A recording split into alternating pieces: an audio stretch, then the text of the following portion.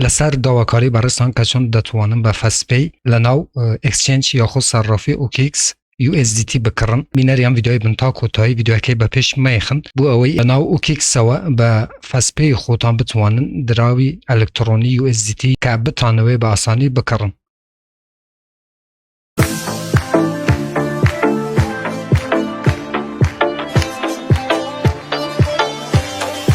بناوی خواست سلاو هاوران هیوام در شنه بن ساخو سلامت و تندروز بن انشالله. برزان دیسان او منی هاتماین لخدمت ایوه بو پیشکش کردن ویدیوی کیتر لزنجیر ویدیوکانی بدستنانی پاره لانترنت لپیجی فیسبوکی بدستنانی پاره لانترنت هر و حالا چنل یوتیوبی بدستنانی پاره لانترنت بو برزانه که یکم جارو چنل بینن لیره چنلی بدستنانی پاره لانترنت که من نیهات معین هفتانه 4 ویدیو لاره یو چنل و بلاوه کموه که ایوه بی برانبر دتوانن دراو الکترونیاکان و هر وها دلار امریکی به دست بهینن بو اوی و هیچ شکل ویدیوکانی دهاتو لدست ندن که من بلاو یانه کموه چنلکه سابسکرایب بکن زنگولای تنشش چالاک بکن بو اوی هر کاتی کم ویدیو یک آپلود کم یا خود بلاو کموه یوتیوب لره نوتیفیکیشن و ایوی آگادار بکاتوه و یکم کسبن که بین ویدیو کام ببینن بله هاوران ببی اوی ویدیو که درج بکینوه دچی نصر بابت اصلی هم ویدیویا کچونه و به حساب بانکی عراقی که همان فسپیا بتوانن لنا اوکیکسی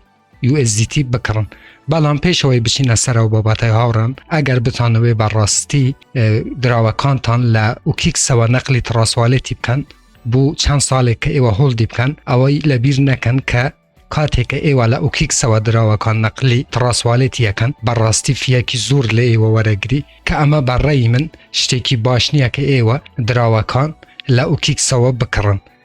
بو او کسانه که تایبت ایانوی هولدی بکن و باشتره که من یک بخوم لولاتی ایران من دراوکانه کرم و تایبتی او دراوانه که هولدی یکم چون که فی زور کمتره بنسبت اوکیکس و بلام اوانه که بیانوی براستی دراوکان لناو خودی اوکیکسی بوده روش 15 روش خودی مانگیک رای بگرن باسانی اتوانم به فسپی بمشیوه کلم ویدیوی بوی و شرح کم ایوه دتوانم به آسان لنا فسپی USDT بکرن و USDT اکانتان بکن به هر دراوی که خودتان دتانوی یکم جاربو اوی تو بتوانی لنا اوکیکسی فسپی بکار بهینی یا خودتان حساب بانکی فسپی لیرانه اچیتا سر بشی پروفایل خود که کارکتری مرووی که لیرانه بشی وریفیکیشن هیا کلیک لسر یکی تو ابت لیرانه آوران لیویلی 1 و هر وها لیویلی 2 وریفات کرده به که چون لیرانه وریفای کید آوران لیرانه هر وکوی بینن که من وریفام کردو و بلان بوی و لینک کشین تدته وکو لیرانه تبی وریفای بکید که داوای جماره پاسپورت لی که جماره پاسپورت کت ادیته که لاپاره یکمی پاسپورت کت لیران هر وکوی بینن که من وریفیکیشن و تا وریفام کردو او دو مرحله کاتی که انجام دید با آسانی تو اتوانی بیت لناو خودی اوکیکس سوا با فسپی بتوانی USDT بکری و دوام مرحله هاوران هلا بشی پروفایل کت لیرانه بشی سیکوریتی سیتینگ که کلیک لسر و بشه که لیرانه شتو به چند کاری کت انجام دا به بو اوی بتوانی با فسپی USDT بکری لیرانه هاوران هر وکوی بینن موبایل وریفیکیشن هیا تو ابی موبایل کشت جماره تلفن لیرانه وریفای بکی و هر وها ایمیل کت بو اوی بتوانی لناو اوکیکسی با آسانی بتوانی تو با فسپی USDT بکری که لیرانه کاتی که و کارانه انجام ده و تا وریفایت کرد و تا وریفات کرد پاسپورتی خود وریفات کرد و هر وها جماره تلفونه کت کلیک لسر بوی کریپتو اکید دیتا و سر P2P تریدینگ لیرانه هاوران لو بشی لیرانه ام صفحیت بو ابیتوا لیرانه اکیتا عراق هاوران لیرانه پارکه اکیتا IQD واتا عراق و هر وها لیرانه متودکه اکیتا فسپی بو موبایل شربه همان شوی عزیزان شتیکی و زحمت نیه من بس سیستم انجام یادم بلام بو موبایل شر شتیکی او هایا هیچ کشی تدانیه لیرانه فسپی حلب جیری هر وکو بین لیرانه هاوران چند کسی که USDT افروشن به فسپی حساب بانکی عراقی بو نمونه اتوی لا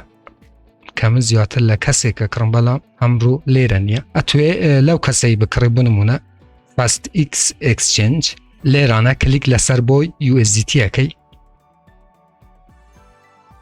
لیرانه بو نمونه چند پارت لفسپی هیان یا خود اتوی چند بای چند فسپی USDT بکری بو نمونه لیرانه لبیر نکن هاوران پیش وی لیرانه بچینه سر و باشه لیرانه فسپی هلا بشیری دیسانه فسپی و لیرانه بو نمونه 100,000 که 100,000 شپیم وی هاوران که 103 هنده که 103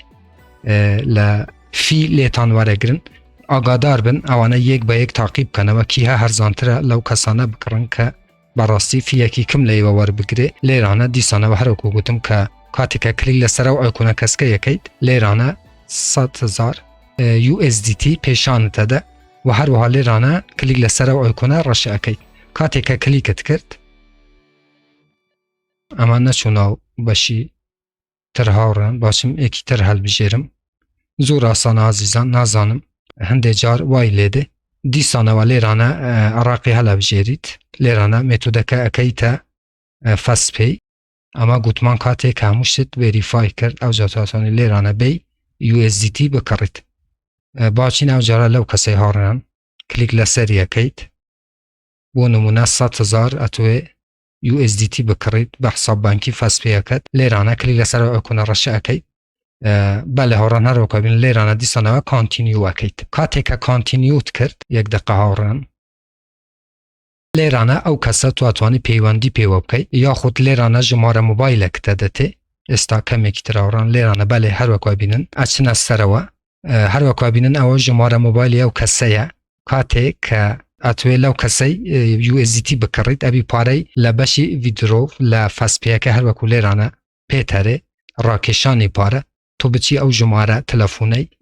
داخل بکی لسروا و هر وها 100,000 بو او کسا بنیرید و اینجا او کسا بو تو USDT انیری کاته که پارکت نات لفسپی عزیزان که زور آسان همو تنازانن که چون پاره لفسپی بو کسا کان انیرن کاته که او جماره داخل کرد و پارکت بو کسا کنار لیرانه لبیر نکی کانفرم پیمنت اکید کلیک لسر او باشه اکید دواتر او کسا 65 USDT اکد بو انیری هر به همان شیوه که زور آسانه ایواتوانن بم شیوه با آسانی USDT بکرن به فسپی حساب بانکی عراقیه و لناو و کیکسی بله عزیزان لیرانه شگه بتوی براسی نکری و تا پشیمان بویته و لیرانه توانی کنسلی کی لیرانه شتاتوانی لگل کسی که قصب کی و هر وها معلوماتی زیادتر لو کسی ور بگیری زور به آسانی کارکان انجام بدن و بچن فسپی به فسپی لناو خودی او کیکس و USDT بکرن که لیرانه من ناکرم هاورانن لیرانه کنسلی یکم